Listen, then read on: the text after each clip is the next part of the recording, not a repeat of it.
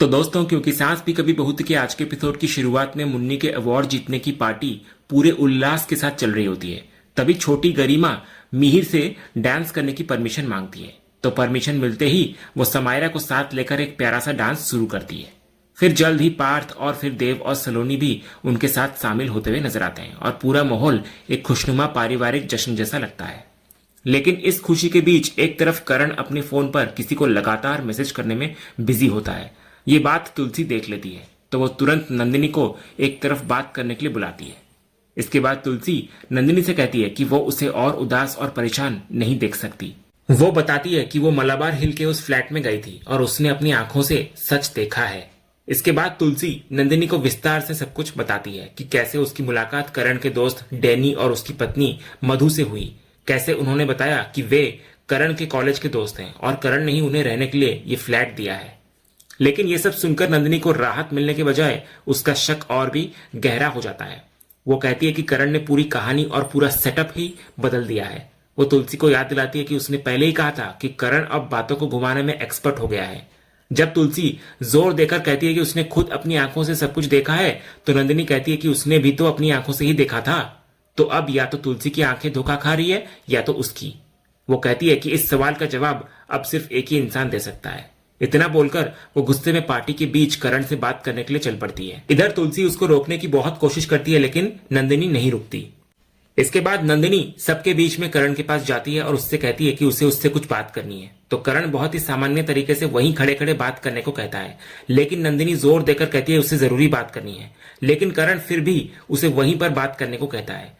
तो करण के इस बेपरवाह रवैये से नंदिनी का गुस्सा 7वें आसमान पर पहुंच जाता है और वो चिल्लाकर कहती है, मुझे तुमसे बात करनी है करण।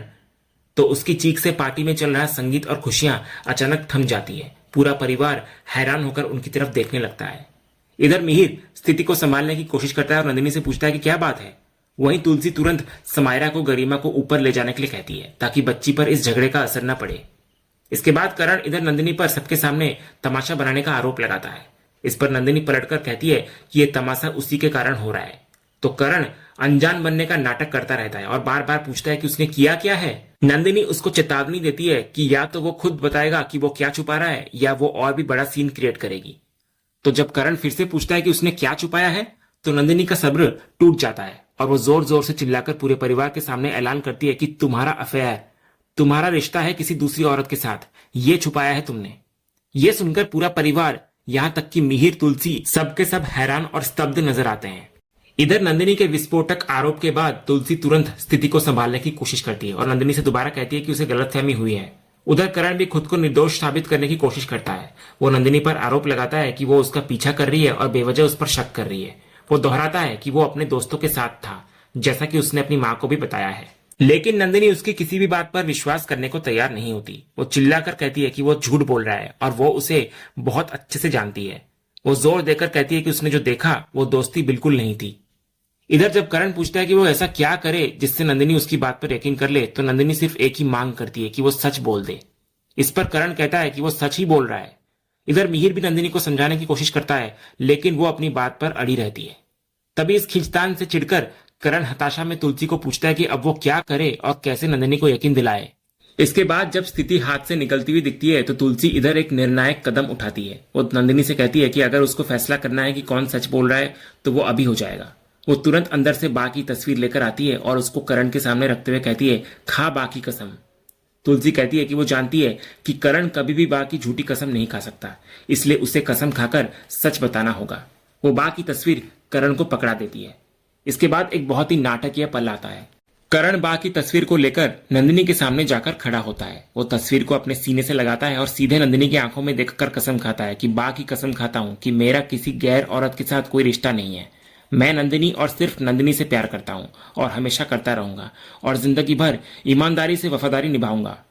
यह सुनकर नंदिनी कुछ नहीं कहती और पूरी तरह से टूट जाती है और रोते हुए वहां से चुपचाप चली जाती है। उसके जाने के बाद शोभा करण को पूछती है कि ये सब क्या हो रहा है भैया। तो करण अनजान बनते हुए कहता है कि उसे कुछ नहीं पता। फिर वो अपनी माँ तुलसी की ओर मुड़कर पूछता है कि क्या अब भी उन्हें उस पर यकीन नहीं है। तो तुलसी जवाब देती है कि वो जानती है कि वो बा की झूठी कसम नहीं खाएगा।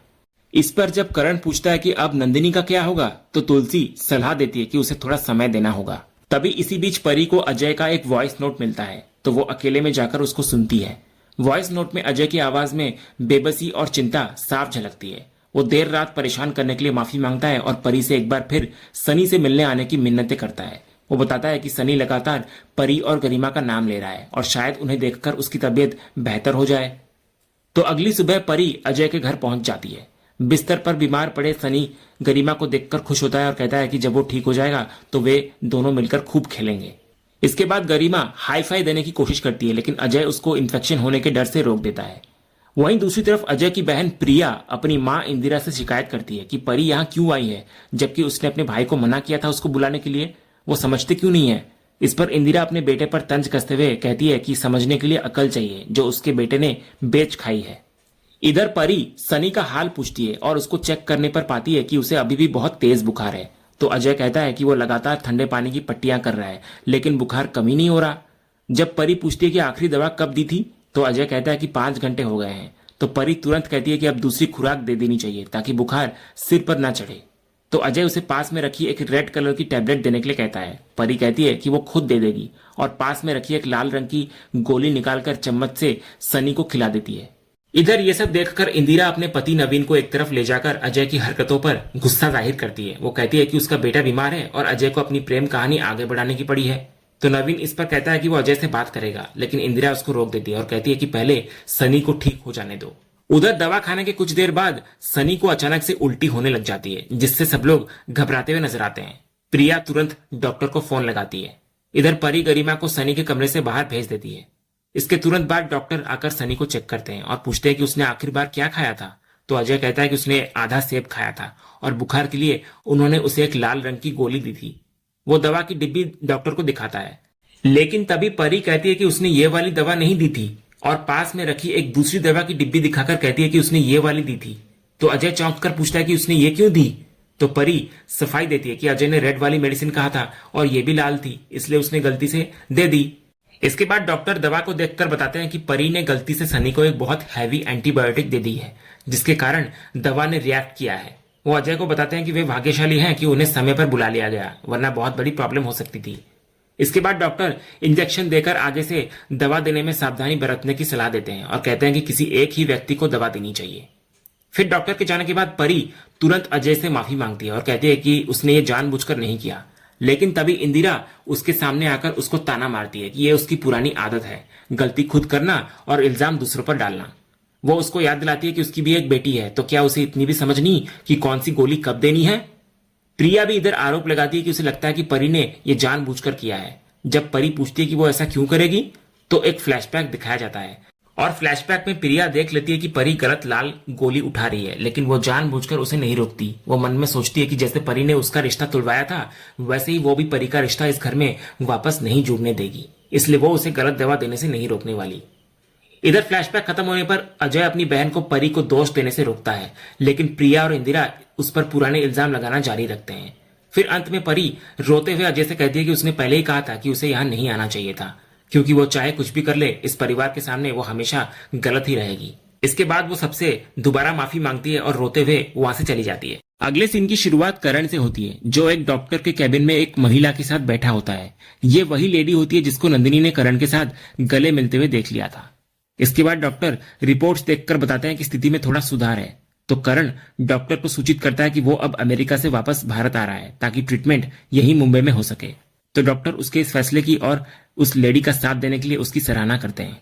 तभी उस लेडी को उसके बेटे रियो का फोन आता है और वो बात करने के लिए बाहर चली जाती है। उसके जाने के बाद करण डॉक्टर से असली स्थिति के बारे में पूछता है। तो डॉक्टर उसको बताते हैं कि सच तो यह है कि सुधार बहुत धीमी गति से हो रहा है, लेकिन उन्हें उम्मीद नहीं छोड़नी चाहिए। इसी बीच करण को तुलसी का फोन आता है, लेकिन वो फोन नहीं उठाता। उधर दूसरी तरफ आर्यन गौतम को फोन पर बता रहा होता है कि उसने जिस आदमी को करण पर नजर रखने के लिए लगाया था, उसने बताया है कि करण एक क्लिनिक में किसी के साथ है। आर्यन खुद भी वहीं पर होता है। तभी बातचीत के दौरान जब गौतम आर्यन के मुंह से करण भैया सुनता है, तो वो मजाकिया अंदाज में आर्यन की टांग खींचता है कि वो उसके परिवार के साथ काफी घुल मिल गया है। तभी आर्यन करण को उसी लेडी के साथ क्लिनिक से बाहर आते हुए देख लेता है। वो तुरंत गौतम को इसकी जानकारी देता है। तो गौतम उधर से पूछता है कि क्या उसके साथ नंदिनी है, जिस पर आर्यन मना करता है। आर्यन उसे यह भी कहता है कि कल ही नंदिनी ने करण पर अफेयर का आरोप लगाया था और आज वो किसी और लेडी के साथ है। इसके बाद गौतम तुरंत आर्यन को उनकी एक तस्वीर लेने के लिए कहता है, तो आर्यन चुपके से करण और उस लेडी की साथ में तस्वीरें खींचकर गौतम को तुरंत भेज देता है। उधर फोटो मिलते ही गौतम तुरंत तुलसी को फोन करता है। वो गुस्से में कहता है कि उनका लाडला बेटा करण कुछ बहुत गलत कर रहा है और इस उम्र में अफेयर चला रहा है।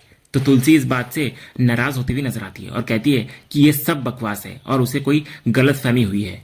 वो उसको बताती है कि वो खुद करण के दोस्त की पत्नी से मिलकर आई है और सब कुछ ठीक है। इस पर गौतम एक बहुत ही तार्किक सवाल करता है कि अगर उस महिला का पति है तो करण उसको अस्पताल क्यों ले गया? उसका पति भी तो जा सकता था ना। वो तुलसी को कहता है कि जरूरी नहीं कि नंदिनी हमेशा गलत ही हो। इस पर जब तुलसी पूछती है कि उसे ये सब कैसे पता चला, तो गौतम कहता है कि वो बाद में बताएगा और फिलहाल वो उसे करण और उस लेडी की तस्वीर भेज रहा है। वो कहता है कि तस्वीर देखकर सब साफ हो जाएगा कि क्या वो वही महिला है जिससे तुलसी मिली थी। इसके बाद गौतम तुलसी को तस्वीरें भेज देता है। जैसे ही इधर तुलसी तस्वीरें देखती है, उसके पैरों तले जमीन खिसक जाती है, क्योंकि ये वो लेडी नहीं होती जिससे वो मिली थी, बल्कि ये कोई और होती है। ये सब देखते ही तुलसी के दिमाग में सब कुछ घूमने लगता है। उसको याद आता है कि कैसे करण ने उसके सिर पर हाथ रखकर कसम खाई थी कि उसका कोई अफेयर नहीं है। उसे यह भी याद आता है कि कैसे करण ने बा की तस्वीर को सीने से लगाकर कसम खाई थी कि उसका किसी गैर औरत के साथ कोई रिश्ता नहीं है। इन सारी कस्मों और इस नई सच्चाई के बीच फंसी तुलसी खुद से सवाल करती है कि अगर करण ने तब सच कहा तो ये क्या है? क्या करण ने मुझसे झूठ बोला? और इसी गहरे सदमे, टूटे हुए विश्वास और एक अनसुलझे सवाल के साथ आज का ये एपिसोड यहीं पर खत्म होता है। तो दोस्तों, आपको आज के एपिसोड का कौन सा सीन सबसे ज्यादा पसंद आया, हमें कमेंट करके जरूर बताएं। अगर आप क्योंकि सांस भी कभी बहुत के फैन हैं और कोई भी अपडेट मिस नहीं करना चाहते तो हमारे चैनल को सब्सक्राइब करना ना भूलें और बेल आइकन को भी जरूर दबाएं। हम मिलेंगे अगले एपिसोड के अपडेट के साथ। तब तक के लिए धन्यवाद।